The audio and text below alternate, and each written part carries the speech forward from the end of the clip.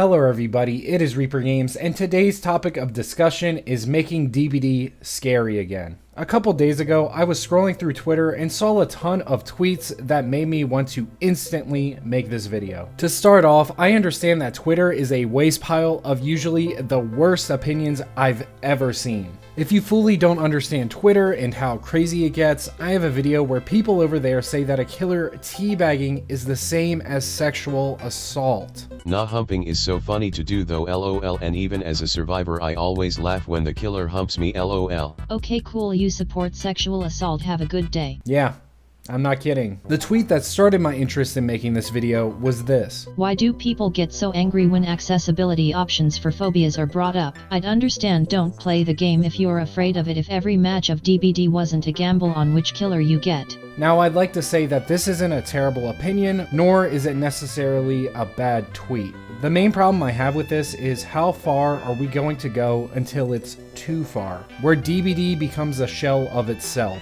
I've mentioned this in my video, Behavior is Lazy with Dead by Daylight, where I said this. I truly don't hate it, and I'm not losing sleep over it, but it's honestly starting not to feel like the same game anymore. Enjoy what you want to enjoy, but there's people like me who knew this game to be a multiplayer survival horror game at its core. I can only say that these small changes and additions don't bother me for so long. When do we stop, sit back, and realize that DBD at its core is a multiplayer survival horror game? I can get behind some games like fantasy having an option for phobias to a degree, but in a survival horror game, why is this even a debate? This is like if I wanted to watch Saw, but I asked the director to add a setting where I could replace all the gore with a Gary's Mod air symbol. Miss Reaper will tell you that I actually get very squeamish and sometimes lightheaded when it comes to surgery in movies, or when in a horror movie, one of the characters cuts into their skin like very slowly. Ugh, I can't stand it. But I would never get the idea of having a setting in a horror video game or movie to flat out remove that. I know what I'm getting into. The point of a horror game or movie is to freak you out. Of course, people have their limits, but DBD doesn't even come close to a real depiction of murder or anything that crosses the line. I will say this over and over again, DBD is meant to freak you out and potentially scare you. In the video I just mentioned where I talk about Twitter and how they think teabagging is sexual harassment, I said this and it still rings true. We need to, as a community, sometimes sit back and realize that this is quite literally a game about the worst killers in fiction imaginable being sent to a realm of survivors who were forced there, living in hell, dying over and over again. It makes me wonder if any of these people in the DBD community have ever seen any of the movies or played any of the games where most of these killers come from. Don't play the game, in my opinion, is a bad suggestion because we shouldn't be discouraging people from playing/supporting the game over something preventable. Adding a toggle for common phobias like vomiting would retain the players and also show some consideration.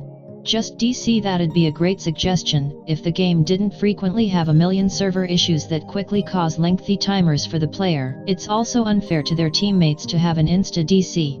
To the point about not playing the game and DCing, I just disagree, and honestly, to me it shows a bit of entitlement. I understand people not like getting puked on by the plague or getting uncomfortable by the clown if they are scared of clowns, but for the millionth time, DBD is a survival horror game. You go into the game knowing there is going to be something scary, or at least trying to be. The last bit about DCing shows me a bit of entitlement from this person because I understand that DBD has its issues and can crash, but let's not pretend you're crashing so much that you're locked out for more than a minute. By the trailers, cover art, music, screenshots, everything, you should definitely know what you're getting into when you're going to play this game. Having a toggle to turn off certain aspects isn't the craziest idea, but to me, reinforces making this game more like Fortnite. Personally, this game has been really lacking that survival horror edge that it used to have. This game to me is slowly turning into Fortnite. For example, adding Lara Croft into DBD. I don't mind Lara Croft, but it doesn't make too much sense to me. Sure, the Tomb Raider games have like creepy themes and creepy sections to them, but that's like if DBD added Nathan Drake to DBD. It just doesn't make that much sense to me personally. I may seem like a massive gatekeeper, but Behavior seems to roll over and listen too much to its fan base.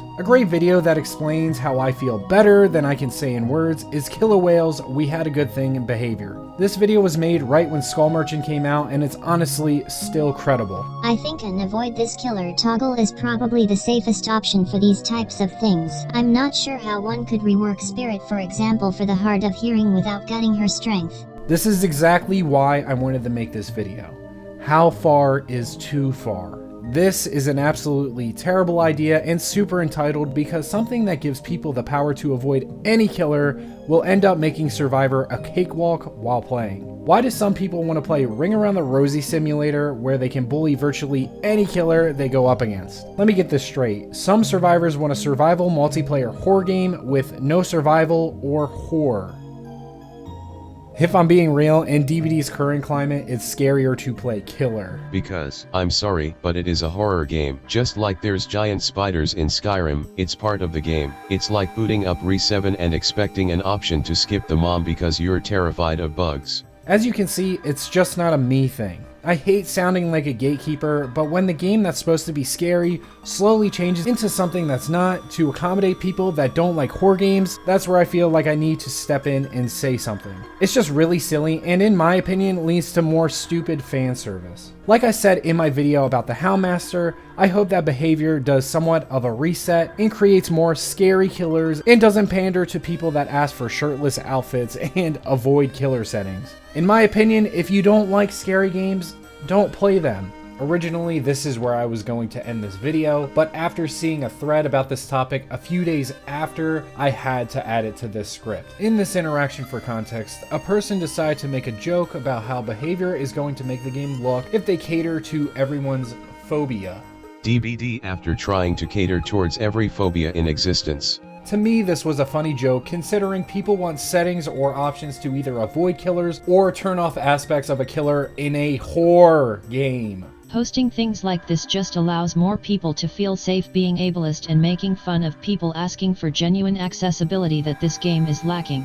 That wasn't my intention when I sent the post. I think having common phobias implemented into the game should be a thing. It was more of a jab at people asking for extreme changes that only a few players might use. It wasn't meant to be harmful, just a bit of fun from my ignorance. Just like my last video about Twitter, people take something someone says that's not that bad and runs with it. The worst part about this Twitter thread is the original poster rolls over to these people. Instead of sticking to his guns, he lets these people push him in a corner. Oh, this isn't a good look, friend. I didn't realize it was taken seriously. I think doing phobia filters is fine, but there's a certain point to where it's just not possible with some things. This is what I'm talking about when I say how much I despise this community sometimes. They take something as simple as a joke that has nothing at all to do with ableism or anything horrible and spins it to make it seem like a huge problem. It's disappointing you're joining this trend of shitting on phobias. It wasn't intended to shit on those people. I just thought it was funny at the time. This is why I think the word toxic has lost all its meaning, because of people like this.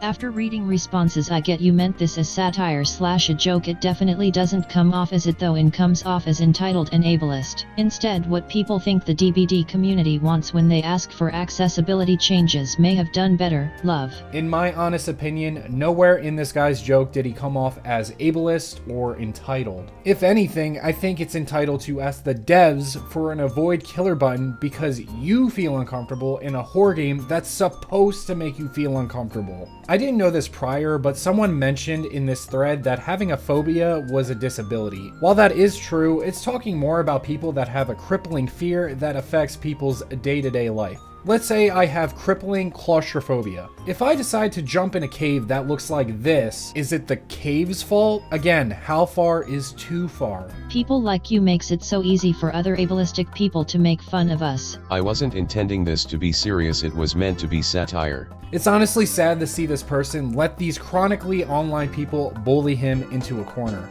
His tweet had nothing to do with ableism, and as discussed, you being uncomfortable with a certain killer in a horror game does not mean you have a disability. Now, don't get it twisted, I'm not saying people don't have phobias or disabilities, but this tweet definitely did not come off as a gateway for people who are actually ableist. Because yes, that is a major problem. I also haven't seen any argument from these people with phobias except for calling others ableist or saying you're wrong and that's it. Bro thinks he's funny. I never say people are easily offended, but a ton of people in this thread who bring up ableism to me definitely are.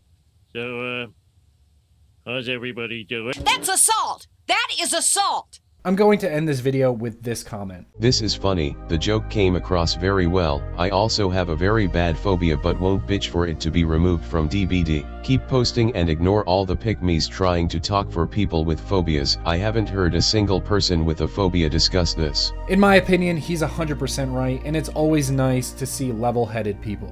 Well, that's all I gotta say for this one. Remember, this is all my opinion, and you can definitely disagree. I'm coming from the perspective of a player since 2018 that loves this game because its scary themes and amazing iconic killers. All I'm really asking is to keep it that way. I promise it won't hurt behavior's pocket. I hope you all enjoyed this one, and I'm curious to know what you think about this topic. We are so close to 4,000 subscribers, and when we hit that, I'll be streaming with all of you playing customs. So if you did enjoy, why not consider subscribing? It's free. If you find yourself liking me even more than just subscribing, why not become a channel member or joining our Discord? All the information is down below. Like, comment, subscribe. I will see you all very, very soon. Peace out.